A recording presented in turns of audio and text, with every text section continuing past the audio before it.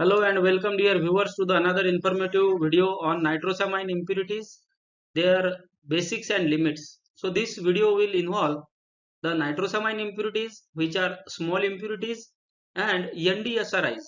NDSRIs means nitrosamine drug substance related impurities. So in this video mainly the basics and the limits will be studied in detail. And the NDSRIs is a comparatively newer topic in the nitrosamine series.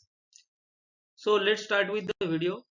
See, nitrosamine and nitrosamine impurities are the potent impurities, and these are the genotoxic impurities and also the carcinogenic impurities. That's why the nitrosamines are considered as a cohort of concern as per the ICH M7 guideline. ICH M7 guideline is for genotoxic impurities, and as the nitrosamine impurities have genotoxic and carcinogenic potential, that's why the ICH M7 guideline is considered for impurity classification and determination. Then cohort of concern means these are the potent mutagenic carcinogens and can cause genetic mutation. That means can change the genetic information, and carcinogenic, that means these impurities can cause or promote the tumor or cancer. That's why these are known as carcinogenic and genotoxic impurities. And always these impurities have much lower acceptance limit in the formulations and also in the drug substances. Nitrosamine compounds are potent genotoxic agents in several animal species, and some are classified as probable or possible human carcinogens by the International Agency for Research on Cancer, that is IARC. They are referred as cohort of concern compounds in the ICH guidance for industry ICH M7. Assessment and control of DNA reactive mutagenic impurities in pharmaceuticals to limit the potential carcinogenic risk. So as per IARC, these are considered as genotoxic agents, and as per ICH M7, these impurities are considered as possible or probable carcinogen and genotoxic impurities. And this is the reason why the regulatory agencies are screening the pharmaceutical products too much to understand and to know whether there is a presence of nitrosamine impurity or not. And also it is a very important topic for the pharmaceutical professionals. Nitrosamines impurities are uh, having a very limited acceptance criteria. That means these are very potent, and that's why due to their potency the limits are very narrow. These nitrosamines are formed by the reaction between the secondary, tertiary or quaternary amines and nitrous acid, nitrite salts under the acidic conditions by nitrosetting reaction. So we have to keep in mind that nitrosetting reaction is required for the formation of nitrosamines, and generally the acidic conditions are favorable for this nitrosamine formation. The regulatory agencies are concerned much more for nitrosamine and the nitrosamine compounds with cohort of concern consisting of some specific chemical functional group such as aflatoxin like substances, N-nitroso and alkyl azoxy compounds. Why these are the cohort of concern? The reason is these are the toxic impurities considering the genotoxicity and carcinogenicity. In July 2018, a sartan drug product called as valsartan were subject to recalls due to the presence of NDMA, that is N-nitroso dimethylamine. And from there, the nitrosamine related issues started and many more compounds came under the screening. So products impacted by nitrosamine are mainly valsartan, losartan, ranitidine was there, then metformin hydrochloride was there, quinapril, varenicline, rifampicin and sitagliptin. So these are the products which are greatly impacted by the presence of nitrosamines. So we have to understand what are nitrosamines, what are the sources. So sources of nitrosamine we will see. Under acidic conditions, the nitrosamines are formed in the presence of secondary, tertiary or quaternary amines and the nitrite salts. Nitrite agents react with amines to generate nitrosamine impurities. The presence of secondary and tertiary amines in the manufacturing process may give rise to the nitrosamine impurities, and also sometimes the degradation of amine solvents under high temperatures can produce nitrosamines. So if there is a use of amide solvents and the reaction in the API manufacturing involves high temperature, then there are chances of the degradation of amine solvents under the high temperature and they may produce the nitrosamine impurities. Then the amines are very much important. Presence of secondary and tertiary amines in the manufacturing process may produce nitrosamine impurities. Then the nitrosamines may also come from the raw materials like nitrosamine contamination and cross contamination in raw materials. The example is sodium nitrite impurity in some starting materials. Potassium nitrate may contain nitrite impurities, and contamination and cross contamination from the recovered solvents, catalyst and reagents mainly in the API manufacturing may act as a source for the nitrosamine impurities. Then manufacturing process and cleaning may give rise to the nitrosamines.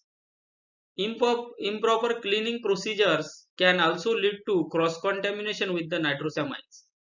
If the cleaning is not properly validated and if cleaning procedure is not proper, then cross contamination may happen.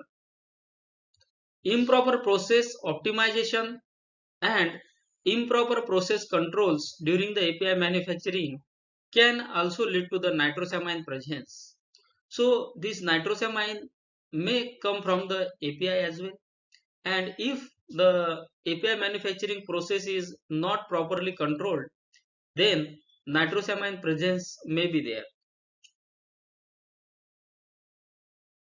Then formation of N-nitrosamines in medicinal products comes from the combination of three factors. So as we have seen, there is a requirement of nitrite, nitrate or nitrosating agents. Presence of a secondary, tertiary or quaternary amine. Generally the primary amine does not give rise to the nitrosamines, and mainly secondary, tertiary and quaternary amines may produce nitrosamines. Now you have nitrate or nitrite or nitrosating agents and you have amines. The third requirement is appropriate conditions. That means favorable conditions for nitrosamine formation, and these favorable conditions are elevated temperatures and acidic conditions of the manufacturing process and liquid phase. So these conditions and these reagents, if available, then these combination of three factors will give the nitrosamine impurities. Then the main root cause for formation of genotoxic nitroso impurity in the chemical process are due to the process component, molecule containing tetrazole rings like sartans. Molecule can form complex with the nitro group. So this nitrosamine source and these three factors are mainly for the formation of NDSRIs. In the molecule, there is a tetrazole ring. Then due to the process component, due to the molecule with tetrazole ring like sartans, losartan and valsartan contain this tetrazole ring. So this molecule can form complex with the nitro group and can give the formation of nitrosamine. That nitrosamine is called as NDSRI. NDSRI means nitrosamine drug substance related. So that drug substance itself from the nitro group, and the impurity is called as drug substance related nitrosamine. Then nitrosamine classification can be given on the basis of chemistry. So small nitrosamines and complex nitrosamines. So complex nitrosamines are the bigger structure nitrosamines, and these are called as drug substance related impurities or nitrosamine drug substance related impurities. And small impurities are also there, which mostly originate from the synthesis route. So this is a small nitrosamine. These all are the small type of nitrosamines: NDMA, NDEA, NMPA, NDIPA, NIPEA, NDBA, NMBA. So these are the 7 potential nitrosamine impurities in APIs and drug products listed by the US FDA and many of the other regulatory authorities. Then coming to the nitrosamine limits. So these limits are mainly for the small nitrosamines. These originate from the synthesis, and as these nitrosamines are considered as possible carcinogen or genotoxic impurities, the limit is very stringent with the acceptable intake of Ng per day, that is nanogram per day. So NDMA and NMBA, these are having a AI limit of 96 nanogram per day, and the all other 5 impurities like NDEA, NMPA, NIPA, NDIPA are having a acceptable limit of 26.5 nanogram per day. Now, the AI limit is a daily exposure to a compound such as NDMA, NDEA, NMBA, NMPA, NIPA or NDIPA that approximates 1 in 1 lakh cancer risks after 70 years of exposure. So this calculation is taken from the LD50, and from that LD50 values, these acceptable limits are generated. So to have a complete understanding of these calculations and all, you can refer ICH M7 guideline and keep on reading these guidelines and the related guidelines so that you can understand how these calculations are done. But for now, these calculations are based on the LD50, and LD50 means a dose of the compound which can produce tumor in 50% of the population which is taken for the study. And from that LD50, this 1 in 1 lakh cancer risk after 70 years of exposure can be calculated, and these AI limits are given on the basis of 1 in 1 lakh cancer risk after 70 years of exposure. That's why these limits become much more stringent. Now, the description of the AI derivation for NDMA, which is an example of how FDA applied ICH M7 R1 to set a limit. So you can refer the FDA guideline for more understanding. The conversion of AI limit into ppm varies by product and is calculated based on the drug's maximum daily dose as reflected in the drug label. So ppm is equal to AI. AI is in the nanogram per day divided by the MDD, that is maximum daily dose, in mg per day. So that if you divide this ng by mg per day, you will directly get ppm level of the acceptable limit for the drug product. Now seeing the nitrosamine presence, these limits are applicable only if the drug product contains single nitrosamine. If more than one nitrosamine impurities are identified in the table above is detected and the total quantity of the nitrosamine impurities exceed 26.5 nanogram per day, then the AI of the most potent nitrosamine based on the maximum daily dose, that is MDD, the manufacturer should contact the agency for evaluation. For the drug products with MDD of less than 880 mg per day, a recommended limit for total nitrosamine of 0.03 ppm is not more than 26.5 nanogram per day and is considered acceptable. So we will see the meaning of these sentences. Now, if the ppm level you want to calculate, then you should have acceptable intake in nanogram per day and you should have the correct maximum daily dose of the formulation.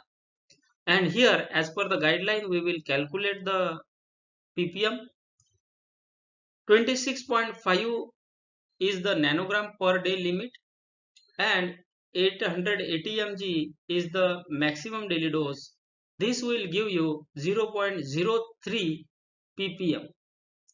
Now, if your formulation is having a maximum daily dose of 1000 mg, then you will get 0.0265 ppm. And if the maximum daily dose is 1200 mg, you will get 0.022 ppm. And the guideline says that if you have more than this 880 mg, you should consider 0.03 ppm level. So I hope this is understood. If the maximum daily dose is above 880 mg, you have to consider 0.03 ppm, and if it is below than that, a limit of 26.5 nanogram can be accepted. Now for drug products with MDD above 880 mg per day, the limit of total nitrosamine should be adjusted so as not to exceed the recommended limit of 26.5 nanogram per day. If nitrosamine without published AI limit are found in the drug products, manufacturers should use the approach outlined in ICH EM7R1 to determine the risk associated with the nitrosamine and contact the agency about the acceptability of the proposed limit. So now the thing to understand here is that if the drug product is with MDD more than 880 mg per day, the limit of nitrosamine should be adjusted so as not to exceed the recommended limit of 26.5 nanogram per day. That is the very important statement of the guideline. And see here, the 26.5 nanogram limit is calculated from the LD50 value of the nitrosamine, and 26.5 nanogram per day may produce cancer in one species out of 1 lakh species in the lifespan of 70 years. So if more than one impurities are there, still there is a risk of cancer. That's why the risk should be 1 in 1 lakh only. That's why the total limit is also adjusted so as to not to exceed the recommended limit of 26.5 nanogram per day. This is very important to understand here. And if the nitrosamines, new nitrosamines you can say, if new nitrosamines are there, then the ICH M7 principles are required to be understood and applied. Also, the potency based, or there is a Hoover's rule to understand the less than lifetime approach for these genotoxic impurities. So that can also be taken into consideration. But for this presentation, you should remember that the total impurity should not exceed the 26.5 nanogram per day. If the MDD is above 880 mg, then also the limit will be 26.5 nanogram per day. Then there are some complex nitrosamines which are also referred as drug substance related impurities, drug substance related nitrosamine impurities, or these are known as NDSRIs. So NDSRIs, which are the subcategory of the nitrosamine impurities that share the structural similarity to the active pharmaceutical ingredient, that is API, in the drug product, typically lack compound specific mutagenicity and carcinogenicity data to inform safety assessments. So here the example of N-nitroso-sertaline is given. This is the nitroso group and the remaining is the sertaline API. So this API is having a nitroso group. That's why it is named as N-nitroso-sertaline. And the acceptable limit of N-nitroso-sertaline is 100 nanogram per day. And this limit is much more higher than the small nitrosamine impurities which are having acceptable intake of 26.5 or 96 nanogram per day. The limit is higher because the structure of this nitrosamine is closely related to the API.